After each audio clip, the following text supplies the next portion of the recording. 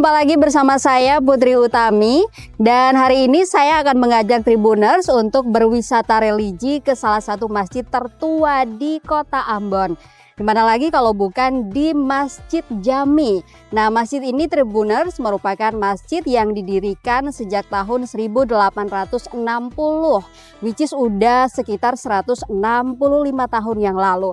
Lalu seperti apa kondisinya sekarang? Dan kita juga nanti akan mewawancarai imam masjid atau penjaga masjid yang ada di sana. Jadi jangan kemana-mana, ikuti Putri yuk.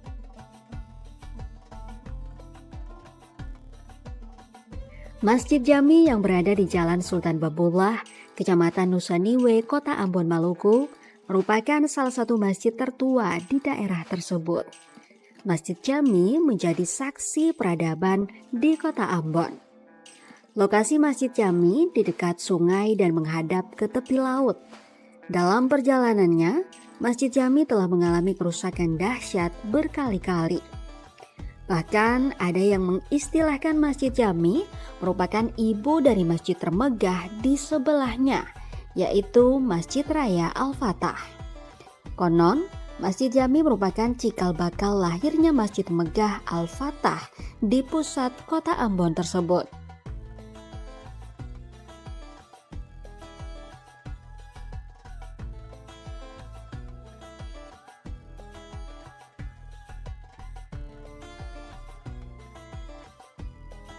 Jadi sebelum Pak Presiden Soekarno meresmikan Masjid Al-Fatah, sebelumnya masjid ini sudah berdiri. Masyarakat Muslim yang berdomisili di Kota Ambon khususnya itu semuanya melaksanakan salat fardu, salat tarawih maupun salat id di Masjid Jami ini sebelum ada Masjid Al-Fatah. Untuk Masjid Jami ini kalau salat fardu, salat 5 waktu tetap dilaksanakan seperti biasa.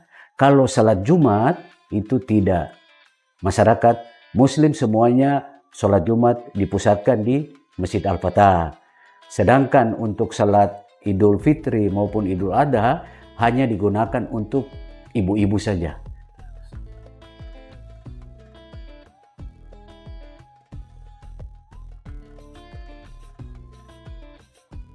Masjid Jami didirikan pada 1860 di atas tanah wakaf milik seorang janda bernama Khari. Masjid tersebut dibangun melibatkan masyarakat lintas agama. Muhammad Marabesi mengatakan, saat itu konstruksi masjid tak sekokoh sekarang. Awalnya Masjid Jami dibangun sederhana, berdinding dan beratapkan daun rumbia atau pohon aren dengan tiang kayu. Masjid tersebut dulunya merupakan pusat aktivitas keagamaan umat Islam di Kota Ambon dan menjadi salah satu sarana syiar Islam pada zaman kolonial. Cikal bakal berdirinya Masjid Jami Ambon ini itu pada tahun 1860. Masjid Ambon ini berdiri diberikan tanah wakaf oleh salah satu janda yang bernama Janda Kari. Beliau yang membeli tanah, yang mewakafkan tanah ini untuk membangun Masjid Ambon ini yang awalnya pada tahun 1860. Pembangunan Masjid Jami Ambon ini atas inisiatif atau prakarsa dari beberapa tokoh agama yang itu diprakarsai oleh almarhum Bapak Haji Abdul Qadir Hatala. Kalau tidak salah beliau itu yang memprakarsai dengan beberapa tokoh masyarakat di sekitar Masjid Jami ini untuk membangun Masjid Jami Ambon yang pada saat itu beratap rumbia, bentuknya beratap rumbia, bertiang kayu dan berdinding papan.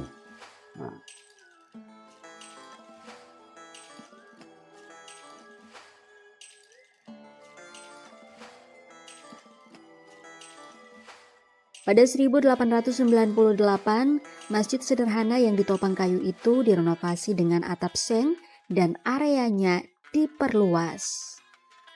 Pada 1933, masjid tersebut roboh diterjang banjir dahsyat akibat luapan sungai Uwai Batu Gajah. Namun 3 tahun bencana tersebut, tepatnya pada 1936, pengurus masjid serta warga bergotong royong membangun kembali Masjid Jami dengan semi permanen dan selesai pada 1940.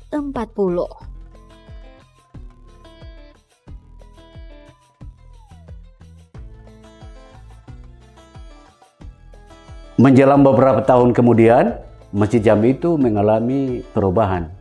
Kenapa direnovasi? Dikarenakan sudah berdatangan jamaah-jamaah atau saudara-saudara kita, yaitu dari Pulau Sulawesi, Pulau Jawa, bahkan dari Pulau Sumatera, yaitu pada tahun 1898. Nah, itu dilakukan renovasi pertama.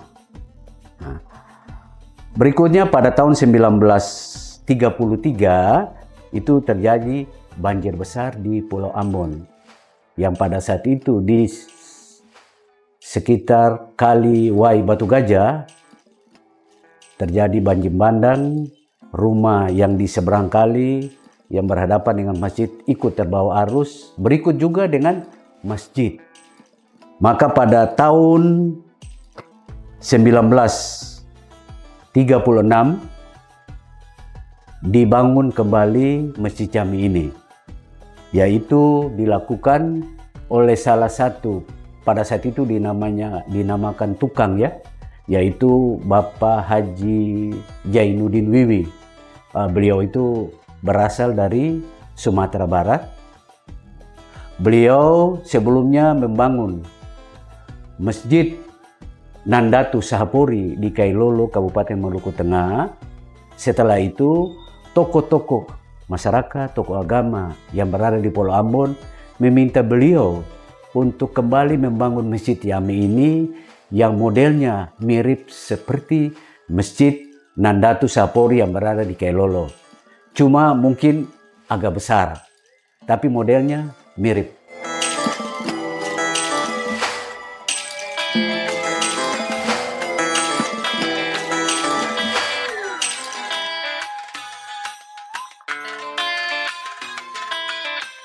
Sejak saat itulah, Masjid Jami mulai dikelola secara terorganisasi melalui sebuah yayasan. Pada 1940 menjelang berakhirnya pemerintahan kolonial Belanda di Maluku, Serdadu Company membuka keran minyak yang berada di sebelah hulu sungai Uwai Batu Gajah, sehingga permukaan sungai digenangi oleh minyak kemudian dibakar. Tujuannya untuk menghadang masuknya pasukan Jepang di kota Ambon. Saat itu, lautan api berkobar di kota yang dikenal dengan julukan Ambon Manise. Masjid Jami tak luput dari kobaran api dan bangunannya hangus hingga rata dengan tanah. Namun, masjid itu kembali dibangun secara swadaya oleh umat Islam di Ambon sebagai wujud mempertahankan bangsa dan agama.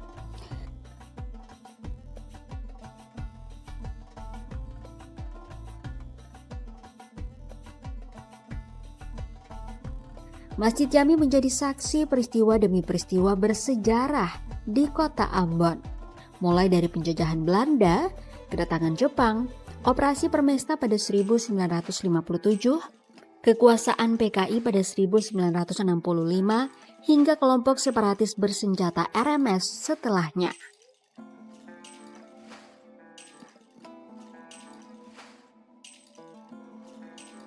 Nah, Tribuners, itu dia tadi suasana di Masjid Jami, dan tadi juga kita sempat mewawancarai pengurus masjid ini.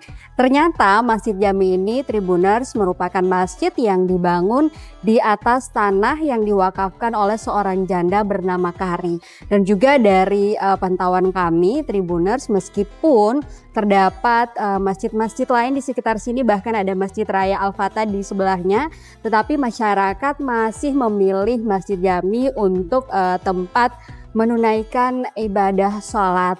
Nah, Tribuners, itu dia tadi kebersamaan kita di Masjid Jami. Dan nanti kita ketemu lagi di wisata religi berikutnya. Saya Putri Utami mengucapkan selamat menunaikan ibadah puasa untuk yang menunaikan. Akhirnya saya Putri Utami pamit. Sampai jumpa dan amato.